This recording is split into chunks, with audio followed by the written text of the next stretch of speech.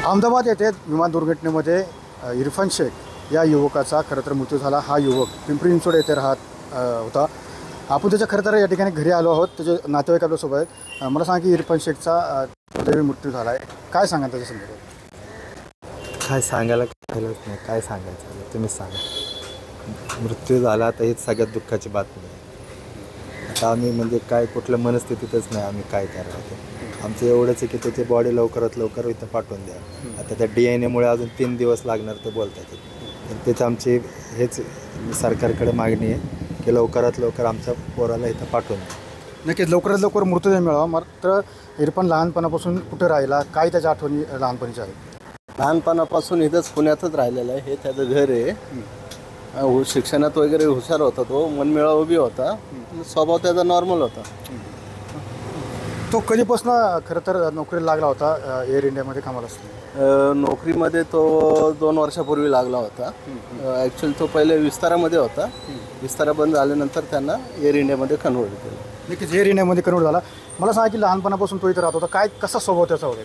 मनमिळावू स्वभाव, काही कोण नाही, कामात बी चांगलं, नातेवाईक सगळं जपत होतं, सगळ्यांना मिळून मिसळून राहायचं। आता विषय असा आहे की त्याची ओळख पटलेली आहे तिथं, त्याचे आईवडील गेलेले, तरीसुद्धा ते म्हणतात की DNA केल्याशिवाय देता येत। ओळख पटली मला हे कळत नाही, त्यांची बॉडी त्यांना ताब्यात दिली पाहिजे। ते विलंब का करतात हेच काय आता भावाचा फोन येऊन गेला, पण ते ज्यांची ओळख पटत नाही त्यांचं ठीक आहे, DNA वगैरे तुम्ही काय असेल ते पुढचं।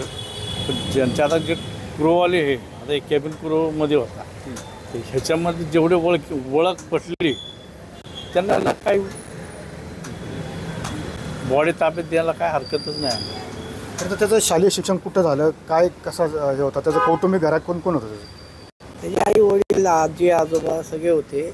आणि विशेष म्हणजे माझ्या मुलाचा तो खास मित्र होता, बालमित्र होता। सगळं दोघं जण एक संगच शिक्षणाला होते, क्लासला दोघं संगत जात होते ते।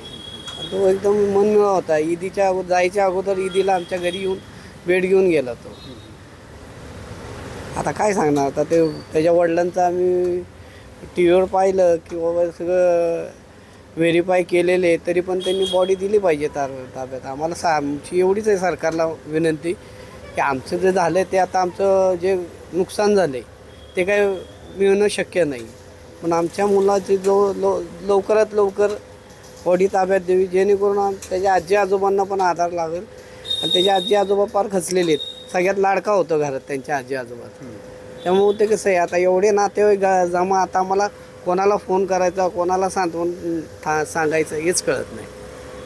आता आमचा भाऊ, मित्र, त्याची फॅमिली तिकडे, हे सगळे नातेवाईक इकडे जमा व्हायला लागले। आम्ही तरी काय करणार? आमची सरकारला एवढीच विनंती आहे की लवकरात लवकरची प्रोसिजर आहे तुम्ही करा आणि द्या। जेव्हा तो क्रू मेंबर आहे त्यांनी जर सांगितलं की बाबा, त्यांच्या एअर इंडियाने सांगितलं की तुमचा मुलगा आहे, व्हेरीफाय झालेली, जर व्हेरीफाय झाले असताना तुम्ही का विलंब लावता, हे आमचा प्रश्न आहे, बाकी काय नाही। नक्की ज्या पद्धतीने पाहिलं, खरं तर इरफान शेख हा चिंचवडमध्ये राहत होता आणि याच ठिकाणी खरं तर त्याचं जो बालपण गेलं आहे, अतिशय मनमिळावा असा त्या ठिकाणी त्याचा स्वभाव असल्याची माहिती या ठिकाणी खरं तर नातेवाईकांनी दिली आहे। मात्र एकंदरीत ज्या पद्धतीने पाहिलं की त्याची ओळख सध्या पटली आहे आणि त्याचा मृतदेह लवकरात लवकर मिळावा अशीच मागणी या ठिकाणी त्यांचे नातेवाईक करताना आपल्याला पाहायला मिळत आहे। कॅमेरामन अतुल शाह, मी सुनील ढेगे, TV9 मराठी, पिंपरी चिंचवड, पुणे।